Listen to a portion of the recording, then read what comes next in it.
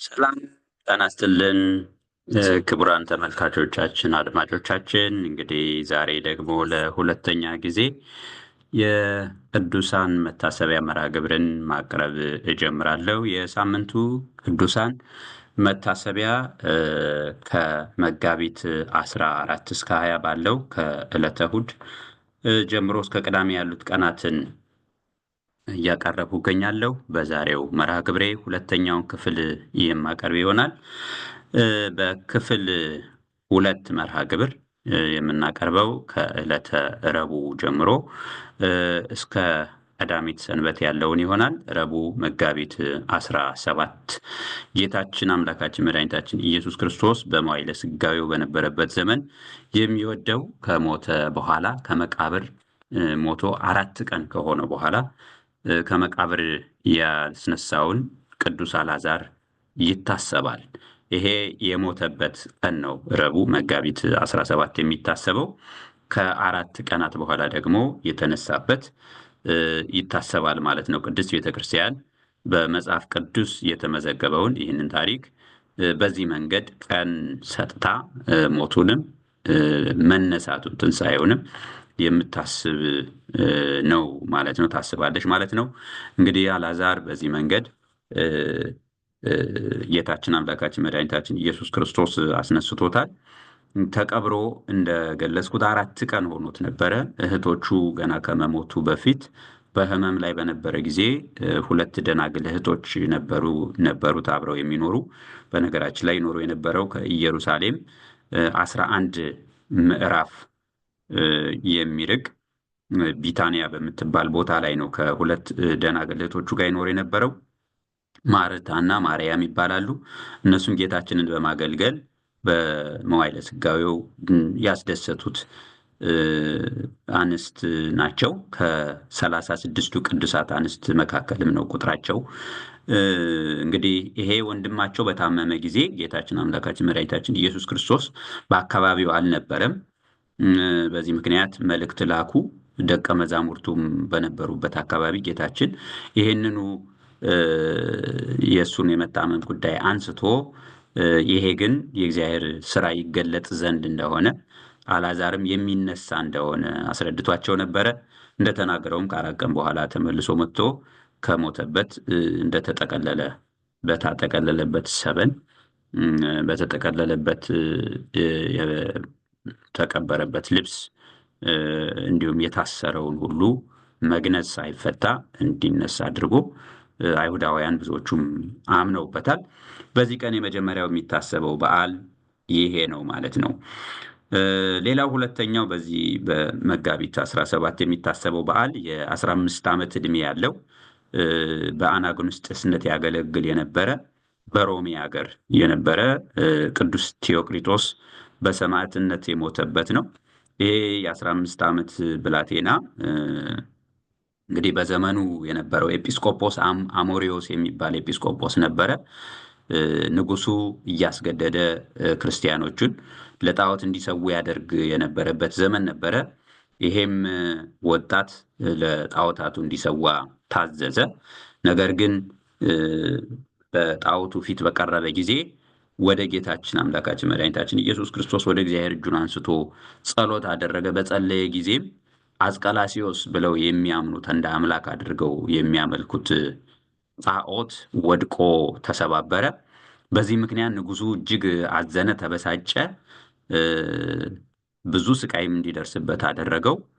በእግዚአብሔር እርዳታ ግን ይህን ሁሉ ስቃይና መከራ ተቋቋመ። ይሄ ቅዱስ ወጣት ሰማዕት እንግዲህ መልሰውም ጣዖታቱ መከራ እንዲያደርሱበት እንዲበቀሉት ብሎ በማሰብ ከጣዖታቱ ቤት ለብቻው እንዲዘጋበት አደረገ። በሱ ሐሳብ የጣዖታቱ ጥቃት ያደርሱበታል ብሎ ነው ያሰበው። ነገር ግን ቅዱሱ እነዚህ ጣዖታቱ ላይ የተከማቸ የወርቅ ክምር እያወጣ በየዕለቱ በሩ እየተከፈተለት እየተዘጋለት ያለማንም ከፋች እና ዘጊ እየወጣ እየሄደ ለድሆች ወርቁን ይመጸውት እንደነበረ ነው ታሪኩ የተመዘገበው። በ8ኛው ቀን መጥቶ ንጉሱ ሲያይ ወርቁ የለም፣ ምንም አልደረሰበትም። በዚህ ቅዱስ ጣዖቱም ወዳድቆ ነው ያገኘው። በዚህ ምክንያት በጣም ተበሳጨ፣ አዘነ። ይህንን በመሆኑም ለአንበሶች ወዳለበት ክፍል ዘለው ገብተው እንዲይዙት እንዲለቀቁበት ነው ያዘዘው። ይህንኑ ተደረገበት።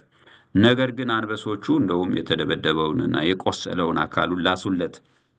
ምንም ጉዳት አላደረሱበትም። በዚህም ምክንያት በጣም ተበሳጭቶ በሰይፍ ተቆርጦ በሰማዕትነት እንዲሞት ያደረገው ወጣት ቅዱስ ሰማዕት ነው። የቅዱሱ የሰማዕቱ በረከት በሁላችን ላይ ይደርብን። ሌላው ሶስተኛው በዚሁ ዕለት የሚታሰበው በዓል በ3 ዓመታቸው ለአገልግሎት ወደ እግዚአብሔር የተጠሩት አባታችን ቅዱስ ዮናስ ያረፉበት ነው። አባታችን ቅዱስ ዮናስ የተወለዱት ህዳር 17 ነው። የቅርብ ጊዜ በ1357 ዓመተ ምህረት ነው የተወለዱት። በህዳር 17 ሀገሩ ሀገረ መስቀል የሚባል ሀገረ ቡር የሚባል አካባቢ ነው። በ3 ዓመታቸው ነው እግዚአብሔር አምላክ የመረጣቸው። በግ ከሚጠብቁበት ቦታ እግዚአብሔር መንፈስ ቅዱስ ጠርቷቸው ወደ ገዳም እንደሄዱ ነው ታሪካቸው የሚያስረዳው። ቅዱስ ገብርኤል ሊቀ መላእክት ቅዱስ ገብርኤል መዝሙረ ዳዊትን አስተምሯቸዋል። 150ውን መዝሙረ ዳዊት ጸልየው 3000 በቀን ውስጥ ይሰግዱ የነበሩ ቅዱስ አባት ናቸው። ሌሊትና ቀን በባህር ውስጥ ገብተው ይጸልዩ ነበር። ከአንገታቸው በታች ባህር ውስጥ ሆነው ከአንገታቸው በላይ ብቻ ሆነው ነው ይጸልዩ የነበረው። እጃቸው እግራቸው ውሃ ውስጥ በገባ ጊዜ እጃቸው 10ሩም ጣቶቻቸው ያበሩ የነበሩ በዚህ በምስሉ ላይ እንደምናየው ያበሩ የነበሩ ቅዱስ አባት ናቸው። እንግዲህ ቅዱስ ገብርኤል ለእነኚህ አባት ህብስተ አኮቴት ጽዋ በረከት ከሰማይ ያወረደላቸው አውርዶላቸው ያቀበላቸው አባት ናቸው። ብዙ ሰዎችን ከክህደት ወደ ትክክለኛዋ ርትዕት ተዋህዶ ሃይማኖት የመለሱ ከጥፋት የመለሱ ጻድቅ አባት ናቸው። ጌታችን አምላካችን መድኃኒታችን ኢየሱስ ክርስቶስ ቃል ኪዳን ሰጥቷቸዋል። ከመቃብርህ ጸበል ይወጣል፣ ከዚህ ከፈለቀው ጸበል የተቀባ የጠጣ ከኃጢአቱ ይነጻል ብሎ ለአባታችን ቃል ኪዳን ሰጥቷቸዋል። እንግዲህ ከመካነ መቃብራቸው ላይ ዛሬም ድረስ ፈዋሽ የሆነ ቅባ ቅዱስ ይፈልቃል። እንግዲህ አቡነ ዮናስ ይይዙት የነበረው መቋሚያቸው ዛሬም ድረስ አለ። ይሄ በውሃ እየታጠበ ያንን ውሃ ለታመሙ በጸና ለታመሙ ሰዎች ሲሰጥ እነኚህ የጠጡት ሰዎች ይድኑበታል፣ ይፈወሱበታል። እንዲሁም ደግሞ የማይድኑም ከሆነ ደግሞ ቶሎ ያለ ሕማም ያለ ስቃይ ያለ መከራ ቶሎ ያርፋሉ። አባታችን ቅዱስ አባታችን ቃል ኪዳናቸው ዛሬም ድረስ ይህንኑ እየሰራ ነው የሚገኘው። ያረፉትም መጋቢት 17 ቀን ነው። በአብይ ጾም ምክንያት ግን ይሄ የእረፍት በዓላቸው ወደ ጥቅምት 21 ሄዶ ይከበራል። ይህም የሆነበት ራሳቸው ጻድቁ አባታችን ለረዳቸው ለአገልጋያቸው ተገልጠው ይሄንኑ በዓል በአብይ ጾም ሳይሆን በጥቅምት 21 እንዲዛወርና በዛ እንዲከበር ጠይቀው በዚህ መንገድ ነው በዓሉ እንዲከበር የተደረገው። የሚከበረውን በየዓመቱ በተለይ በትግራይ በኤርትራ ምድሮች ዛሬም ድረስ አገልግሎት እየሰጡ እሳቸው የገደሟቸው ገዳማት የደበሯቸው ደብሮች አሉ። እንግዲህ የጻድቁ አባታችን በረከታቸው ረድኤታቸው ከሁላችን ጋር ይሁን። በጻድቁ ጸሎትም ሁላችንንም ይማረን። መጋቢት 18 ሐሙስ የሚታሰቡ በዓላት አንደኛው የወታደሩ የቅዱስ ጻና ጓደኛ ቅዱስ ኤስድሮስ በሰማዕትነት ያረፈበት ነው።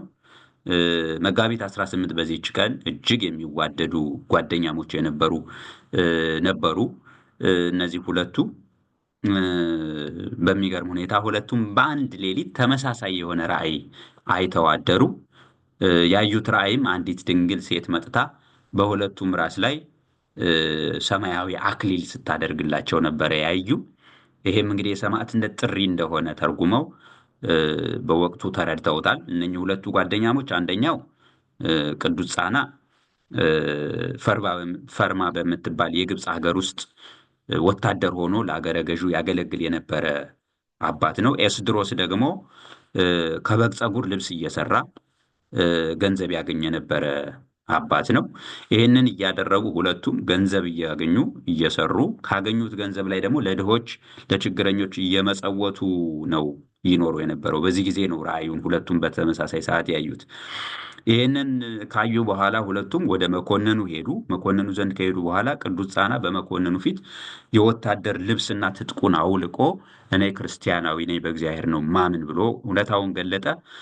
ቅዱስ ኤስድሮስም ይህንን አስረዳ። በዚህ ምክንያት ሁለቱንም ይዘው መከራ ደረሱባቸው፣ መከራ ጸኑባቸው። እነዚህን ቅዱሳን ይህን መከራ ካደረሱባቸው በኋላ አንዱን በሌላ ቦታ አንዱን በሌላ ቦታ ለይተው እንግልት አደረሱባቸው እንደዚሁ። ከዛ ደግሞ መልሰው በአንድ ላይም ደግሞ አገናኟቸው። ሁለቱም ስለደረሰባቸው መከራ ተነጣጥለው በነበረበት ጊዜ ተነጋገሩ። ነገር ግን ሁለቱም በዚሁ አቋማቸው ጸንተው በእምነታቸው እስከ መጨረሻው ድረስ እየተጋደሉ ጸንተው ቀጥለዋል ማለት ነው። ከዚህ በኋላ ቅዱስ ኤስድሮስን ጉድጓድ ቆፈሩ፣ እሳት አነደዱ። እዛ እሳት ላይ ጉድጓዱ ውስጥ ጣሉት ማለት ነው። በሚገርም ሁኔታ ስጋው ምንም አልሆነም። ምንም የእሳት ምልክት የመቃጠል ምልክትም አልታየበትም። ነገር ግን በዚሁ ሰማዕትነትን ተቀብሏል። የቅዱስ ጻና እናት የሁለቱን ወዳጅነትና ፍቅር ታውቅ ነበርና በጣም አዘነች። ከልጇም ተለይቶ ሰማዕት በመሆኑ ቅዱስ ኤስድሮስ በጣም አዘነች። እግዚአብሔር አምላካችንም የምትጽናናበትን ራእይ ያሳያት። ቅዱስ ኤስድሮስ ነፍሱን በታላቅ ክብር መላእክት ወደ ሰማይ ሲያሳርጓት በራእይ አየች። ስጋውንም እነኙ በምድር ያሉ በሕይወት ያሉ በአካለ ስጋ ያሉ ክርስቲያኖች ወስደው በክብር አሳረፉት። የመከራው ዘመን እስኪያልፍ ድረስም በዛው ቆየ ኖረ ማለት ነው። እንግዲህ የቅዱሱ የሰማዕቱ የኤስድሮስ በረከትና ረድኤት ይደርብን። እንግዲህ ይሄ ነው ምስሉ የቅዱስ ኤስድሮስ። ሁለተኛው አቡነ እጨጌ ዮሐንስ ናቸው። አቡነ እጨጌ ዮሐንስ እጨ ዮሐንስም እየተባሉ ይጠራሉ በአካባቢው ሰው። አቡነ እጨጌ ዮሐንስ የተወለዱት ኢትዮጵያ ውስጥ አይደለም። የትውልድ ሀገራቸው ኢየሩሳሌም ነው። እናትና አባቶቻቸው እጅግ ደጋግ የነበሩ ክርስቲያኖች ነበሩ። በየጊዜው ቤተክርስቲያን ይዘዋቸው ይሄዱ ነበረ። በ5 ዓመታቸው ቤተክርስቲያን ይዘዋቸው ሄዱ። ቤተክርስቲያን ውስጥም ቆመው የማምላክ የቅድስተ ቅዱሳን የድንግል ማርያምን ስዕሏን ባዩ ጊዜ እጅግ ተደስተው የደስታ ሳቅ፣ የሐሴት ሳቅ እንደ ሳቁ ነው ታሪካቸው የሚያስረዳው። በዚህ ሰዓት እማምላክ ቤዛዊተ ዓለም ቅድስተ ቅዱሳን ድንግል ማርያም ከስዕል ውስጥ ወጥታ እንዳነጋገረቻቸው ነው ታሪካቸው የተመዘገበው። በምን አወከኝ፣ በምን አውቀኝ ነው ልጄ ብላ አቅፋ እንደሳመቻቸው፣ እንዲሁ ደግሞ በሕይወታቸው ስለሚገጥማቸው አጠቃላይ የሕይወት መንገድና ገጠመኝ ሁሉ ቅድስት ድንግል ማርያም እንደነገረቻቸው ነው ታሪካቸው የሚያስረዳው። ከእንግዲህ ወዲህ የልጅ አገልጋይ ትሆናለህ፣ ኑሮህም እንደ መላእክት ይሆናል፣ በአንተ ምክንያት ብዙ ሰዎች ይድናሉ፣ በምድር ላይም የሚኖሩት ዕድሜ 500 ዓመት እንደሆነ ነው የነገረቻቸው። ይህንን ብላ ባርካቸው ተሰወረች። ከዚህም በኋላ በ5 ዓመታቸው ማለት ነው እንደወጡ ወደ ቤታቸውም አልተመለሱም። ወደ በረሃ ነው የሄዱት። ለ50 ዓመታት በዛው አካባቢ በበረሃ ውስጥ ተጋደሉ። ከ50 ዓመታት ቆይታ በኋላ ቅዱስ ገብርኤል በደመና ጭኖ እየመራቸው ወደ ኢትዮጵያ ወደ ቅድስት ሀገር ኢትዮጵያ እንዳመጣቸው መጥተውም ደግሞ በጻድቁ አባታችን በአቡነ ተክለ ሃይማኖት ገዳም በደብረ ሊባኖስ እንዳሳረፋቸው፣ እዛም ደግሞ በአቡነ ተክለ ሃይማኖት እጅ ምንኩስናን እንደተቀበሉ እንደመነኮሱ ታሪካቸው ያስረዳል። ከዚህ በኋላ ቅዱስ ገብርኤል እንደገና እንግዲህ 50 ዓመታትን ነው በደብረ ሊባኖስ የተጋደሉት። 50 ዓመታት እያገለገሉ በደብረ ሊባኖስ ቆዩ። ይህንን ሁሉ አገልግሎት ካደረጉ በኋላ እንደገና ቅዱስ ገብርኤል መጥቶ ከ50 ዓመት ቆይታ በኋላ በደመና ጭኖ በክንፉ ወደፊት እየመራ ደግሞ ወደ ጠገሮ ሰሜን ሸዋ አካባቢ ወሰዳቸው ማለት ነው። እዛ ሰሜን ሸዋ ውስጥ በመንዝና በይፋት አካባቢ መዘዞ የምትባል ቦታ አለች። እዛ ቦታ ከደረሱ በኋላ በመኪና ማለት ነው በእግር ወደ 1 ሰዓት ተኩል የሚሆን ጉዞ የሚወስድ ቦታ ነው ይሄ ቦታ። ምናልባት አላቅም በአሁን በእግር ያለው ምናልባት መኪና ገብቶ ከሆነ በአካባቢው ወደ 1 ሰዓት ተኩል ግን ከመዘዞ በእግር የሚወስድ መንገድ ነው ያለው። እዛ ቦታ ላይ ጠገሮ በሚባል ቦታ አቡነ ዮሐንስ እጨጌ ዮሐንስ ዘጠገሮ ነው የሚባሉት በአካባቢው ምክንያት ማለት ነው። እንግዲህ እዛ አካባቢ ሄደው እየተጋደሉ ለብዙ ዘመናት ኖሩ ማለት ነው። በዛ አካባቢ ሲያገለግሉ ሲኖሩ ፈተና ገጥሟቸውም ነበረ። በተለይ በአካባቢው የነበሩ እንግዲህ ርኩሳን መናፍስት ያደሩባቸው ሰዎች በአባታችን ላይ በቅናት ተነሳስተው እነኝህን አባት ሊገድሉ አስበውና መክረው ነበረ። ነገር ግን አንድ ነገር ፈሩ። በአካባቢው እነኝህ አባት ቅዱስ ተደርገው በክብር የሚኖሩ አባት ናቸውና ሰው በእኛ ምን ያደርግብናል ብለው ፈርተው ሌላ ዘዴ ያሰቡ ማለት ነው። አንዲት ነፍሰ ጡር ሴት እንፈልግና ገንዘብ እንስጣትና ብዙ ገንዘብ ከዛ በኋላ ከሳቸው ነው የጸነስኩት ብላ እንድትናገር አገባቧት። ይሄንኑ ይቺ ሴት ተስማማች። እንግዲህ ያንን ገንዘብ ተቀበለችና በሕዝብ ፊት ቀርባ ተናገረች ማለት ነው። አንቺ ሴት ምንድን ነው ከኔ ጋ ነው የጸነስሽው ብለው በጠየቋት ጊዜ አዎ ደግሞ ልትክድ ነው እንዴ ብላ ይቺ ሴት ቅዱስ አባታችንን ተናገረቻቸው። በዚህ ጊዜ አባታችን እግዚአብሔር በመካከላችን ይፍረድ ብለው ቃልን ተናገሩ። በዚህ ሰዓት ይቺ ሴት ለሁለት ተሰንጥቃ ሞተች ማለት ነው። ይሄ በጣም የሚያሳዝን ነገር ነው። ሌሎቹም ይሄንን ሲያዩ እጅግ ደነገጡ። አባታችንም አዘኑ። አካባቢውንም እንደረገሙት ነው በዛ ሰዓት የሚገለጸው። እንዲህ ብለው ነው የረገሙት። የተዘራው ዘር አይብቀልበት፣ የተተከለው አይጽደቅ፣ ብርድና ውርጭ ይፈራረቅበት ብለው ረግመውት አካባቢውን ጥለው ወደ ጎንደር እስቴ ጎንድ ተክለ ሃይማኖት የሚባል ቦታ ሄዱ። እዛም ገዳም ገድመው ለብዙ ዓመታት እየተጋደሉ ኖሩ። እስከሚያርፉ ድረስ የነበሩት እዚሁ ቦታ ላይ ነው። እንግዲህ እዛም ሳሉ አምላክ እንደነገረቻቸው 500 ዓመት ሞልቷቸው ሐምሌ 29 ቀን አርፈው ተቀብረዋል። ካረፉ 134 ዓመታት ካለፋቸው በኋላ በመንዝና በይፋት አካባቢ ውርጩ እጅግ እየጸና እየከበደ ሲሄድ ብርዱን ባስቸከረ ጊዜ አንድ ባህታዊ ከገዳም ወጥተው አንድ ለሕዝቡ መልእክት ነገሩ። ይህም መልእክት በሐሜታችሁ ምክንያት እጨ ዮሐንስ ስለረገማችሁ ነው የሁሉ የሚደርስባችሁ። እንግዲህ የእርሱን አጽም ካላመጣችሁ ብርዱ፣ ውርጩ፣ ድርቁም ከእናንተ አይጠፋላችሁም ብለው እንደነገሯቸው ነው ታሪካቸው የሚያስረዳው። ይህም ብለው ሲናገሩ በሌሊት የአካባቢው ሰዎችን መርጠው በቅዱሳን እየተመሩ የእግዚአብሔርን ፈቃድ ጠይቀው ሄደው የአቡነ እጨጌን ከፊል አካላቸውን አምጥተው በዚሁ አካባቢ ስለቀበሩ ውርጩ እየቀነሰ ሄዶላቸዋል። አቡነ እጨጌ ዮሐንስ እንግዲህ ከሰማይ መስቀል የወረደላቸው አባት ናቸው። ዛሬም ድረስ ይህ መስቀል እየወጣ ሕዝብን ይባርካል። በልደታቸው ቀን ህዳር 29 ቀን መስቀል ይወጣል። ምዕመናንም ይባረኩበታል። በጣም የሚገርም ተአምርም ይደረጋል። መስቀሉ በሚወጣበት ጊዜ በዓይን የሚታይ አንድ እጹብ ድንቅ የሆነ ተአምር አለ። ይህ ምንድን ነው? ከመቅደሱ ሲወጣ መስቀሉ ከወጣበት ጊዜ ጀምሮ ብሩህ ደመና መጥቶ ከመስቀሉ አናት ላይ ሆኖ ሰው በሚያየው በሚታይ መንገድ ከበላዩ ልክ እንደ ጃንጥላ ማለት ነው ረቦ ይታያል። ከዛ በኋላ ይሄ መስቀል ይወጣና ወደ ጸበሉ ቦታ ይሄዳል። ጸበሉን እስከሚባርክ እንዲሁ ያደመና ከላይ እንደ ጥላ ሆኖ ረቦ ከበላዩ ይሆናል ከመስቀሉ በላይ። ከዛ ተመልሶም ሲመጣ እንደዚሁ ወደ መቅደስ ሲገባ ወዲያውኑ ደመናው የት ሄደ ሳይባል ብትን ብሎ ከአካባቢው ይሰወራል ማለት ነው። እንግዲህ በዚህ በጸበሉም በጣም ብዙ ሕዝብ ከተለያየ የቫይረስ በሽታዎች ከካንሰር ይፈወስበታል። ዛሬም ድረስ አገልግሎት ይሰጣል። በመስቀሉም ምዕመናን እየታሹ ፈውስና ምሕረትን ያገኙበታል ማለት ነው። ከቅዱስ አባታችን ሕይወት በጣም ብዙ ነገር እንማራለን። እንደ ሁለት ነጥቦችን ብቻ ለማንሳት ያህል በተለይ ልጆቹን ሕፃናት ሆነው ወደ ቤተ መቅደስ ዘወትር የመውሰድን ጥቅም እንማርበታለን።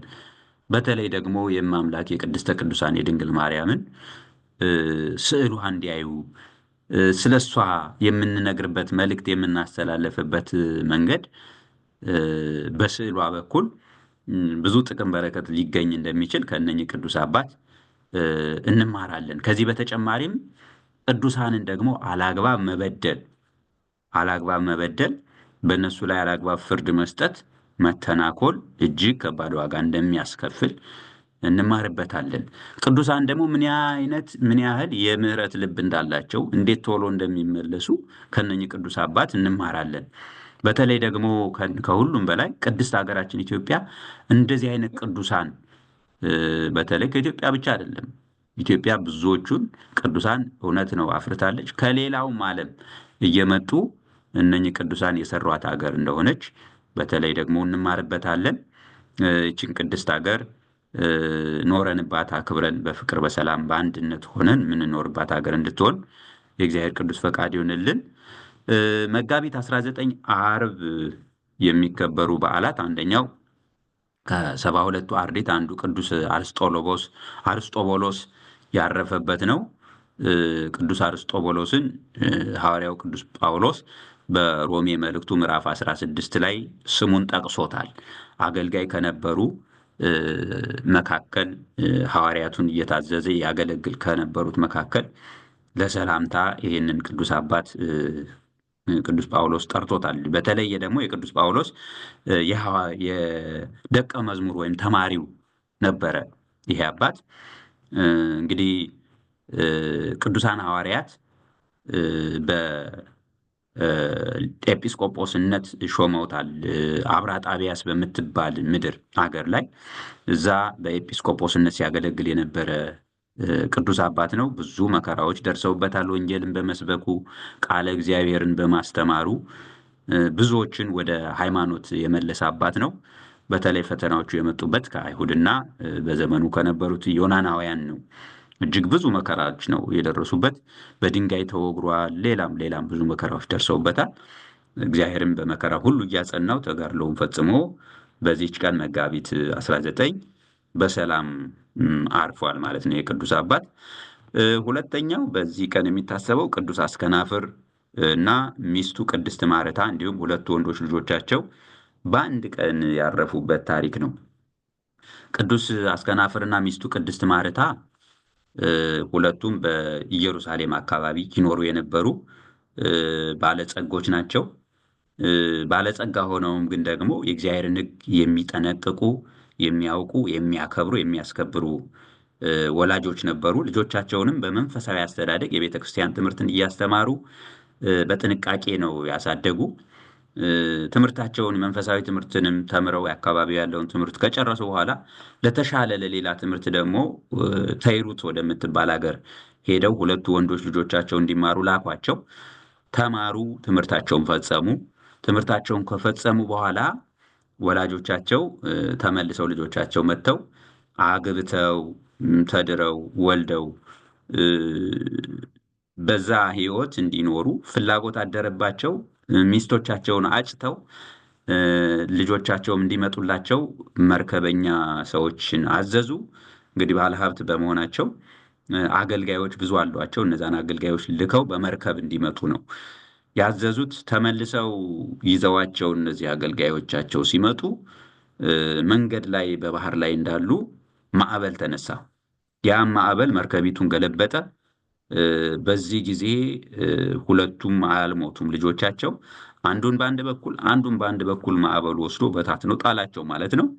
እንግዲህ ሁለቱም ወንድማማቾች ተስፋ ቆረጡ።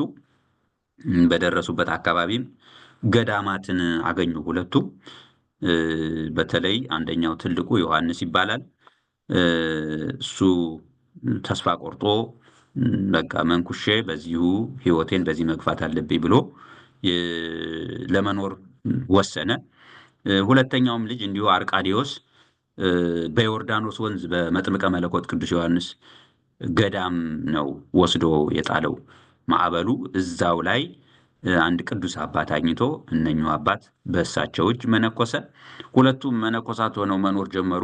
ዮሐንስ እጅግ አዝኖ ወንድሙ ሞቷል ብለው ሁለቱም ተስፋ ቆርጠው እያዘኑ እያለቀሱ ሰውነታቸውን በጾም በጸሎት በሰጊድ እያደከሙ መኖር ጀመሩ። በተለይ ዮሐንስ ይህንኑ እያደረገ መኖር ጀመረ። እናትና አባትም በባህር የተከሰተውን ነገር በሰሙ ጊዜ እጅግ አዝነው ማቅ ለብሰው ጥቁር ልብስ ለብሰው በመሬት ላይ አመድ አንጥፈው በሱባኤ እግዚአብሔርን እያለቀሱ ለመኑት።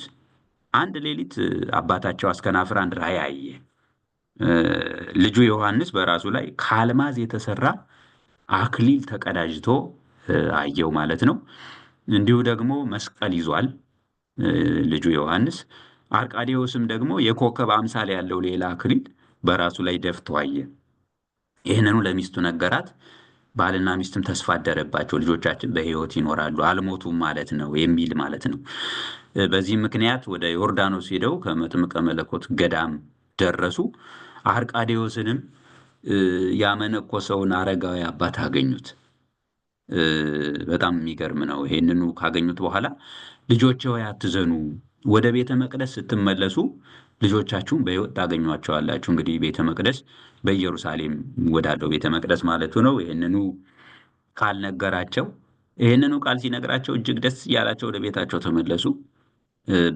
በዚሁ ዮሐንስም የመስቀልን በዓል ሊያከብር ወደ ቤተ መቅደስ መጣ፣ ወደ ኢየሩሳሌም። አረጋዊ አባትም ጠራና እንግዲህ እግዚአብሔር ስለሚያመለክተው እግዚአብሔር ይመራቸዋል በመንፈስ ቅዱስ ኃይል።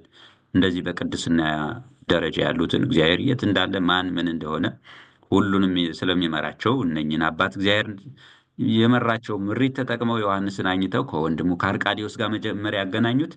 ከዛ በኋላ ሁለቱም ደግሞ ተያይዘው ተላቀሱ፣ በጣም የእግዚአብሔርን ስራ እያደነቁ። ከዚህ በኋላ ደግሞ እናትና አባታቸውን ጠርቶ ደግሞ ከልጆቻቸው ጋር ሁሉንም አገናኛቸው፣ በቀጠራቸው መሰረት ማለት ነው። እነሱም በላያቸው ላይ በልጆቻቸው ወድቀው እየሳሙ ልጆቻቸውን አለቀሱ። ከዚህ በኋላ ከዚህ አረጋዊ መነኮስ ዘንድ እነኚህ ቅዱሳን እናትና አባቶች ቅዱስ አስከናፍርና ሚስቱ ቅድስት ማረታ መነኮሱ። ያላቸውን ሀብት ሁሉ ለድሆች ሸጠው መጸወቱ። አገልጋይ የነበሯቸውን አገልጋዮቻቸውን የሚገባቸውን ከፍለው አሰናበቷቸው። በጾም በጸሎት በስግደት ተወስነው በገዳም ውስጥ እየኖሩ በተጋድሎ ኖረው ዘመናቸውን አሳልፈው መጋቢት 19 በዚች ቀን አራቱም በጣም የሚገርሙ ቅዱሳን ቤተሰቦች በዚህ ቀን ያረፉበት ይታሰባል ማለት ነው። የእነዚህ ቅዱሳን በረከታቸው ረድኤታቸው ይደርብን። የምንማራቸው እንደው 3 መሰረታዊ ትምህርት ሊሆኑ የሚችሉ ነገሮችን እንውሰድ ከእነኚህ ቅዱሳን ቤተሰቦች። አንደኛው የእግዚአብሔር ጥሪ እጅግ ምን ያህል ረቂቅ እንደሆነ እንማርበታለን። እነኚህ ወንድማማቾች ሚስት አግብተው ልጅ ወልደው እንዲኖሩ ነበረ በወላጆቻቸው የታቀደላቸው። እግዚአብሔር ደግሞ እነኚህን 2 ወንድማማቾች ብቻ ሳይሆን ወላጆቻቸውንም በምንኩስና በቅድስና እንዲኖሩ ጥሪ ያቀረበበት መንገድ እጅግ የሚደንቅ ነው። ስናስበው ለጊዜው አስፈሪ ይመስላል መከራው፣ ግን ደግሞ እግዚአብሔር የጠራበት የጥሪ መንገድ እንደሆነ የምንማርበት ነው እና ከዚህ አንጻር የእግዚአብሔር ጥሪ እጅግ ረቂቅ መሆኑን እንማራለን። ሁለተኛው ደግሞ መከራ በደረሰ ጊዜ በመሸበር ራስ ላይ ጉዳት ከማድረስ ይልቅ በሱባኤ ሆኖ እግዚአብሔርን መጠየቅ የሚያስገኘው ምን አይነት ጥቅም እንደሆነ እንረዳለን። መከራ ሲደርስ መጨነቅ እንደማያስፈልግ፣ ሁሉ ነገር በእግዚአብሔር ቁጥጥር ውስጥ እንደሆነ ማሰብ እና ራስንም አረጋግቶ በሱባኤ ከእግዚአብሔር ጋር ለመነጋገር መወሰን ፍሬ እንደሚያፈራ እንረዳለን። እነኚህ ቤተሰቦች ያ የሚገርም መከራ በደረሰ ጊዜ ወላጆችም ልጆቻችን ሞተዋል፣ በቃ እኛም ራሳችን ንጉዳ ብለው ፊታቸውን መላልጠው አካላቸውን ጎድተው ራሳቸውንም አካባቢያቸውንም ምንም የማይፈይድ ጉዳት አላደረሱም። ከእግዚአብሔር ጋር ወደ መነጋገር ነው የሄዱት። ማቅ ለብሰው አመዳቸውን አንጥፈው በዛ ላይ በሱባኤ ሆነው እግዚአብሔርን የተለማመዱ፣ እግዚአብሔርም ደግሞ በልብ የተመለሱ በመሆናቸው ተስፋ አሳያቸው፣ አገናኛቸውም። ያንን መከራ እንዲወጡ አደረጋቸው ከእግዚአብሔር ጋር በመነጋገራቸው። ሌላ ሰው ቢያማክሩ ዝም ብለው በየአካባቢው እየሄዱ ቢያለቅሱ ግን የአእምሮ ጉዳት ራስን ከመጉዳት የዘለለ ሌላ ምንም አያደርጉም። ስለዚህ እግዚአብሔርን መኖር አስቦ ወደ እግዚአብሔር መማፀን ይገባ። ወንድማማቾችም እንደዚሁ በተለዩበት ጊዜ ከወላጆቻቸው ያ መከራ በመጣባቸው ጊዜ በሱባኤ ሆነው እየጸለዩ እያለቀሱ ነው ያሳለፉት ጊዜያቸውን። በዚህ ምክንያት ሁሉንም ቤተሰብ እግዚአብሔር አገናኛቸው፣ የመረጠላቸውንም ሕይወት አሳያቸው። ከዛ በኋላ የሚኖራቸው ምን አይነት ደስተኛ ሕይወት እንደሚሆን መገመት እንችላለን። እንደዚህ አይነት ህይወት ሲገጥመን መከራ ሲገጥመን ከእግዚአብሔር ጋር የበለጠ ለመቅረብ እንድንወስን እግዚአብሔር ይርዳን። ሶስተኛ የምንማረው የባልና የሚስት ፍቅር፣ አንድነት ምን አይነት ጥቅም እንዳለው አጠቃላይ የቤተሰብ ፍቅር፣ የወንድማማቾች መተሳሰብ፣ የቤተሰብ አንድነት በዚህ መካከል እግዚአብሔር እንደሚገኝ ሁለት ወይም ሶስት ሆናችሁ በስሜ የምትለምኑትን ሁሉ እኔ እፈጽማለሁ አደርጋለሁ እያለ እግዚአብሔር በወንጌሉ ነግሮናል እና ፍቅር፣ መተሳሰብ በቤተሰብ ውስጥ ምን ያህል ጠቀሜታ እንዳለው ከነኚህ ቅዱሳን ቤተሰቦች እንማራለን ማለት ነው። ሶስተኛው በዚህ መጋቢት 19 የሚታሰበው በዓል በጨካኙ በዲዮቅልጥያኖስ ዘመን በፍልስጤም በምትገኘው ቂሳሪያ ውስጥ በሀገረ ገዡ መኮንን ፊት ለሃይማኖታቸው የታመኑ 7 ቅዱሳንን በሰማዕትነት እንዲያርፉ ምክንያት የሆነበት በዓል ነው። እነኚህ ሶስቱ በዓላት በመጋቢት 19 ይታሰባሉ።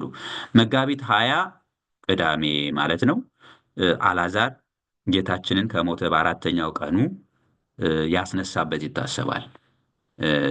ቅድም ያነሳ ነው መሞቱን የምናስብበት ነው። ከ4 ቀን በፊት በ17 መሞቱ ይታሰባል። በ20 ደግሞ መነሳቱ ይታሰባል በቅድስት ቤተክርስቲያን ማለት ነው። እንግዲህ ይሄ በዓል አንደኛው የሚታሰበው በዓል ነው። ሁለተኛው ደግሞ 57ኛው የእስክንድሪያ ሊቀ ጳጳስ ቅዱስ አባት አባ ሚካኤል ያረፈበት ነው። አባ ሚካኤልን በተመለከተ ጥቂት ለማለት ለ29 ዓመታት ነው ያገለገለው በመንበረ ማርቆስ ላይ ሆኖ። የአገልግሎት ዘመኑ በታላቅ ሐዘን በመከራ የተሞላ ነበረ።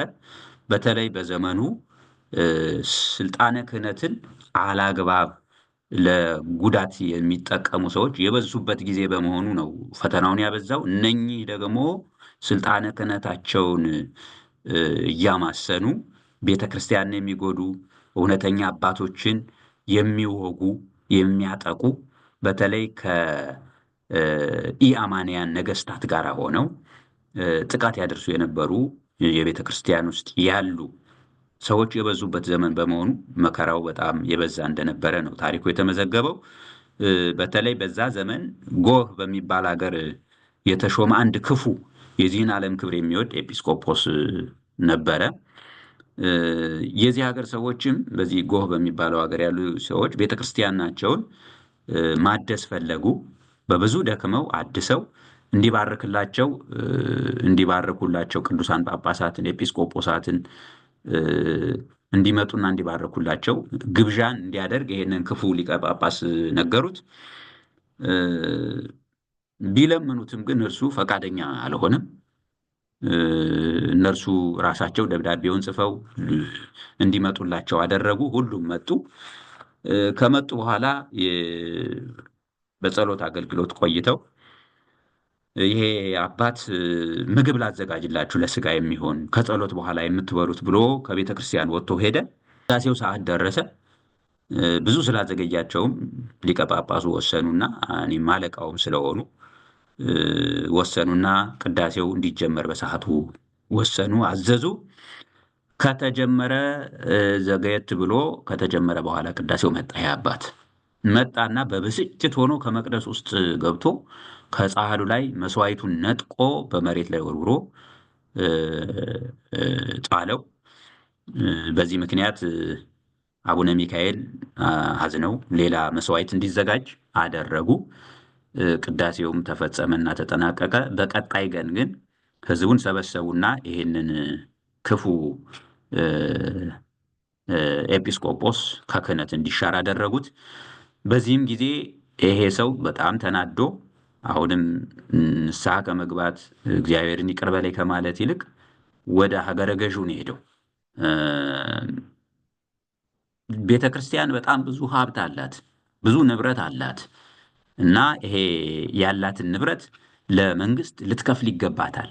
አንተም ደግሞ ኃላፊ እንደመሆንህ ልታስገድድ ይገባሃል። ወርቅ አለ፣ ንዋያተ ቅድሳኑ ብዙ ናቸው፣ ሀብቱ ብዙ ነው። ይሄንን ማግኘት አለብህ የሚል ምክር ለንጉሱ አቀረበለት። ንጉሱ አባ ሚካኤልን ጠርቶ ወርቅ፣ ብር እንዲያመጡ የቤተ ክርስቲያን ሀብት ለመንግስት እንዲያስገቡ አዘዛቸው። እሳቸው ግን ፈቃደኛ አልሆኑም። የኔን ነፍስ ትወስዳለህ እንጂ የቤተ ክርስቲያን ንዋያተ ቅድሳት፣ የቤተ ክርስቲያን ሀብት አላስነካህም ብለው ለንጉሱ ነገሩት። በዚህ ጊዜ በጭካኔ እጅና እግራቸውን ተጠፍንጎ ታስሮ ወደ እስር ቤት እንዲጣሉ አደረገ። ከአንድ ዓመት በላይ ነው በእስር ቤት የነበሩት። በእስር ቤት ሳሉም ለምለም እንጀራና ጨው እንዲሁም የበሰለ አተር ብቻ እየበሉ በጾም ለረጅም ሰዓታት፣ ይኸውም የጾም ሰዓታቸው ሲፈታ ብቻ ካልሆነ በቀር ዓመቱን ሙሉ የታሰሩበትን ጊዜ ሁሉ በጾም እና በጸሎት ነው ያሳለፉት። በመጨረሻም አንድ ዮሐንስ የተባለ ክርስቲያናዊ ሰው ብዙ ገንዘብ ሊከፍል ከምዕመኑም አሰባስቦ ዋስ ሊሆናቸው ተስማማ እና አስፈታቸው ማለት ነው። ሊቀ ጳጳሱን ከተፈቱ በኋላ በየዓመቱ የሚከፍሉት ከፍተኛ ገንዘብ ተጫነባቸው። ይሄንን ይከፍላል፣ ይሄን ካላረግ ከእስር ቤት አትወጣም ተብለው ተወሰነባቸው። ይሄንንም ፈርመው ነው የወጡት። ከዛ ዓመቱ በመጣ ጊዜ በጣም ተጨንቀው ገንዘብ ማሰባሰብ ጀመሩ፣ ያንኑ ክፍያ ለመፈጸም። ከዛ ይሄንን ሲያደርጉ አንድ ሀገር ሄደው ቀኑን ሙሉ ሲለምኑ ምዕመናኑንም ገንዘብ ሲያሰባስቡ ውለው ምሽት ላይ በቤተ ክርስቲያን እንዲሁ አገልግሎት እያደረጉ እያለ አንድ ምስኪን ድሃ መነኩሴ ወደ ቤተ ክርስቲያን ውስጥ ገባ። የሊቀ ጳጳሱ ረድ አጠገብ ሄዶ ከእሱ ጋር ቆመ። መጀመሪያ ቡራኬ ተቀብሎ ከሊቀ ጳጳሱ ነው የተመለሰው። ከዛ ሄዶ ከረዱ ጋር አጠገብ ቆመ። ረዱንም አንድ መልእክት ለሊቀ ጳጳሱ እንዲነግረው ሄዶ ሹክ አለው ማለት ነው። ሂድና ለሊቀ ጳጳሱ እንዲህ ብለህ ንገረው፣ አትዘን፣ በልብህ አትተክዝ፣ ከዛሬቱ ዕለት እስከ 40 ቀኖች ትድናለህ፣ በላይ ያለውን የዕዳ ደብዳቤ ትቀበላለህና። ይህም ማለት አስፈርሞ ንጉሱ የለቀቀውን ያንን ይቀደድልሃል፣ ትቀበላለህ፣ ለመኮንኑ ምንም አትሰጠውም ብሎ ይህንኑ አባት እንዲነግረው ለረዱ ነገረው። ረዱም ሄዶ ነገረውና ተመልሶ ሲመጣ ይሄ ድሃ መነኮስ በአካባቢው አልተገኘም። ፈለጉት፣ ምንም በአካባቢው አልነበረም። ሲፈለግ ታጣ። በሚገርም ሁኔታ ያ ንጉሥ 40 ቀን ሳይሞላው 40 ቀን ሳይፈጸም ያ መኮንን በክፉ አሟሟት በተቀስፎ በእግዚአብሔር ሞተ። በእርሱ ፈንታም የእርሱ ልጅ ተሾመ። ይሄ ልጁን በተሾመ ጊዜ አባቱ ያስፈረመውን የዕዳ ደብዳቤ ለአቡነ ሚካኤል መለሰላቸው።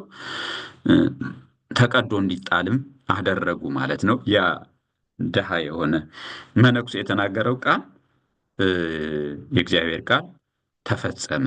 ይሄም አባት በፍቅር በሰላም አገልግሎ መጋቢት 20 ቀን በዚህች ዕለት እንዳረፈ ታሪኩ ያስረዳል። ከነኛ አባት ምን እንማራለን የሚለውን እንደው የተወሰኑ ነጥቦች እኔ የዓለሙ ነገር፣ ስልጣን፣ ገንዘብ፣ ዝና የሚያሳስባቸው የቆሙበትን የተቀደሰ ቦታ ያልተረዱ ቆብ ያጠለቁ ሐሳውያን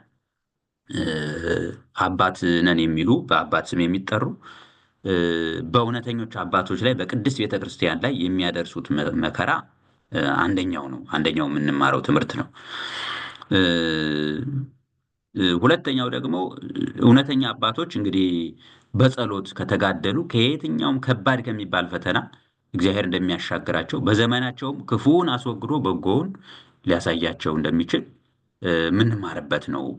ሁለቱን በአንጻር እናይበታለን። ክፉዎቹም አሉ ከድሮ ዘመን ጀምሮ፣ ደግሞ ቅዱሳን አባቶች ደግሞ በጸሎታቸው በተጋድሏቸው ያንን ክፉ ዘመን ምንም እንኳን የሚያልፍ የማይመስል ቢሆንም የሚያልፍ መሆኑን የሚያሳዩ ትምህርት እናገኝበታለን። ከዚህ ያው በዘመናችንም የምናየው ስለሆነ ማለት ነው። ከዚህ ብዙ እንማራለን።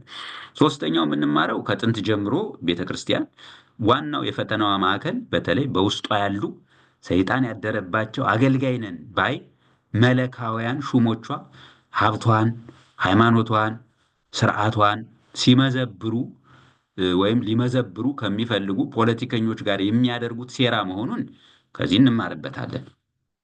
እንግዲህ በቤተ ክርስቲያን ውስጥ ስርዓት ሲያጓድሉ፣ ጥፋት ሲያጠፉ ሲገሰጹ ከዚህ ይወጡና ዓላማቸውን ይሄ ሰይጣን ያደረባቸውን አካሄዳቸውን የበለጠ አጠናክረው በቤተ ክርስቲያን ላይ ጉዳት ለማድረስ እንደ ምሽግ የሚጠቀሙበት የፖለቲካ ስልጣን ያላቸውን ሰዎች መቅረብ ነው። ምክንያቱም እነሱ የፈለጉትን ያደርጉላቸዋል። አጥቁልን ያሏቸውን ያጠቁላቸዋል። ስደቡልን ያሏቸውን ይሰድቡላቸዋል። ያንን ፍለጋ ወደ እነኚህ ሰዎች የሚሄዱ ናቸው ማለት ነው። ዛሬም በዘመናችን የምናየው ይሄው ነው። እግዚአብሔር አምላካችን እንዲህ አይነት ፈተናዎችን አልፈን ይቺ ቅድስት ቤተክርስቲያን እውነተኛ ቤተክርስቲያን ልጆች እንደመሆናችን በእውነት አጠንክረን እምነታችን ይዘን እንድንዘልቅ የእግዚአብሔር ፈቃድ ይሁንልን። ሶስተኛው የ15 ዓመቷ ባለጮኛ ቅድስት አስተራጦኒቃ በሰማዕትነት ያረፈችበት እንዲሁ በመጋቢት 20 ቅዳሜ ይታሰባል። ቅድስት አስተራጦኒቃ በመጋቢት 15 እጮኛዋ ሰማዕትነትን ተቀብሏል። ቅዱስ ሰለፍኮስ ይባላል እጮኛዋ። ሁለቱ እጮኛሞች ወስነው ነበረ። የወሰኑትም ውሳኔ ምንድን ነው?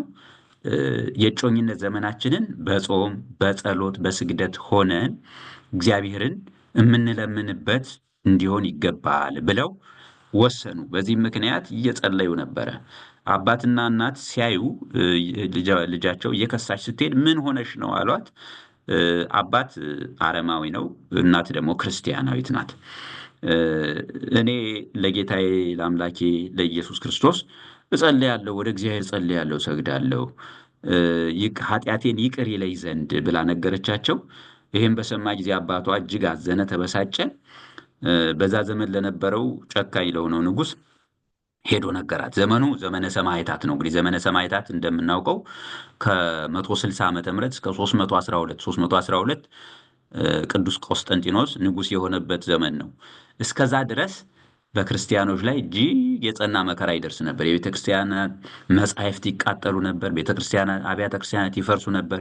ክርስቲያኖች እየተገኙበት ይገደሉ ነበር። ክርስትናን በፊት ለፊት በሕዝብ ፊት አምኖ ደረትን ነፍቶ መሄድ የማይቻልበት ዘመን ነበረ እና ብዙዎቹ መስዋዕትነትን ተቀብለው እንደውም በተገደሉ ቁጥር ቤተክርስቲያን እያበበች እየበዛች የሄደችበት የሰማዕታት ደም የክርስትና ሃይማኖትን በሰፊው ያሳደገበት እና ብዙ ደግሞ ቅዱሳን ሰማዕታት የተገኙበት ዛሬም ታሪካቸውን የምንማርበት ዘመን ነው። ያ ዘመን በዛ ዘመን የነበሩ ሰዎች ናቸው፣ ቅዱሳን ናቸው እነኚህ ቅዱሳን እና እነኚህ ቤተሰቦቻቸው ይሄንን ካደረገ በኋላ ንጉሱ ሄዶ ለንጉሱ ከሰሳት። ንጉሱ ደግሞ አስቀርቦ ብዙ መከራ እንዲደርስባት አደረገ። መጀመሪያ ላይ ጠየቃት፣ እምነቷን ነገረችው። እንድትቀይር ሊያግባባት ሞከረ። ለጣዖት እንድትሰግድ ፈለገ። እሷ ግን በክብር ባለቤት በጌታችን ታመነች። የመጀመሪያ ያደረሰባት ብረትን እንዲያገሉ ነው። ያ የጋለው ብረት ላይ ሰውነቷን እንዲያጣብቁት ከዛ በዛ እንድትቃጠል ነበር ያደረገው። በሚገርም ሁኔታ ግን ይህንን ሲያደርጉ ምንም ነገር አልደረሰባትም። ይህንን ያዩ የተሰበሰቡ ወደ 4700 ገደማ ሕዝብ ይህን አይተው በተአምሩ ወደ እውነተኛ የርትዕት ተዋሕዶ እምነት ተመልሰዋል። ቀጥለው ደግሞ ጥፍር ያለው የብረት በሬ ሰርተው በጣም ግዙፍ ነው፣ ሆዷን እንዲወጋትና በዛም ላይ ደግሞ እንዲሰቅሏት ነበር ያደረጉት። ይህንን ሊያደርጉ ሞከሩ። በእግዚአብሔር ኃይል በሬው ለሁለት፣ ይሄ የብረት በሬ ለሁለት ተከፍሎ ወደቀ። ይህንን ባዩ ጊዜ ወደ 985 ሌሎች ነፍሳትም አምነው በክርስትና እንዳመኑ ታሪኩ መዝግቦታል ማለት ነው። ቀጥለው ከመርዛማ እባቦች ጉድጓድ ውስጥ ነው የጣሏት። እዛም ውስጥ ጸለየች። ስትጸልይ እነዛ መርዛማ እባቦች እንደ ትቢያ ሆኑላት። ቀጠሉ። አሁንም 4 ሰዎች የሚሸከሙትን ከባድ የሆነ ድንጋይ አምጥተው በአንገቷ ላይ እንዲያስቀምጡ ነው ያደረጉት። ድንጋዩ ግን ለ3 ተከፋፈለ። አሁንም አላቆሙ። የብረት ምንቸት አዘጋጁ። በዛ ውስጥ እርሳስ አድርገው አፍልተው ሊቀቅሏት ነበር የፈለጉት። ከዛ በኋላ ይህንን የብረት ምንቸት ካዘጋጁ በኋላ ወደ አዘጋጁት ምንቸት የፈላውን እርሳስ ለመጨመር ጠጋ ሲሉ ይሄ ምንቸቱን ነካ ሲያደርጉት ተሰበረና የሚያሰቃዩዋትን ሰዎች ገደላቸው ማለት ነው። በዚህን ጊዜ ንጉሱ በጣም ተቆጣ። በሰይፍ አንገቷን ተቆርጣ እንድትሞት አዘዘ። በጸለየችም ጊዜ ከሰማይ እንዲህ የሚል ድምፅ ተሰማ። አስጠራጦኒቃ ሆይ አንቺ ብፅዕት ነሽ፣ ስምሽ በሕይወት መጽሐፍ ተጽፏልና የሚል ድምፅ ሰማች። በዚሁ ሰማዕትነቷን ፈጸመች ማለት ነው። አምላካችን እግዚአብሔር በከበሩ ቅዱሳን ጸሎት ይማረን፣ በረከታቸውም ከኛ ጋር ለዘላለሙ ይኑር ይቆየን። ከዚህ በኋላ ዘውትር ቅዳሜ እና ማክሰኞ ይኸው መርሃ ግብር የቅዱሳን መታሰቢያ ሳምንታዊ መርሃ ግብር የሚቀጥል ይሆናል። ወስብሐት ለእግዚአብሔር ወለወላዲቱ ድንግል ወለመስቀሉ ክቡር። ይቆየን።